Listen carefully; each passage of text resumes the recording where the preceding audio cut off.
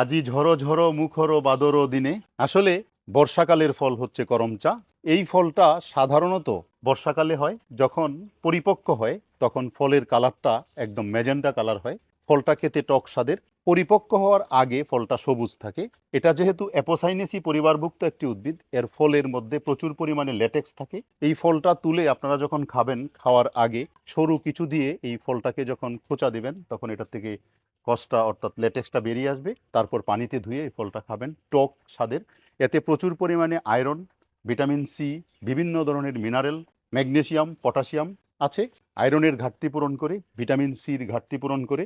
যেহেতু vitamin C আছে এই ফলটাতে, এটা প্রচুর অ্যান্টিঅক্সিডেন্ট সমৃদ্ধ একটি ফল। অ্যান্টিঅক্সিডেন্ট সমৃদ্ধ যে কোনো ফল মানুষের দেহের এইজিং প্রসেসকে ডিলে করে এবং অ্যান্টি কার্সিনোজেনিক হিসাবে কাজ করে।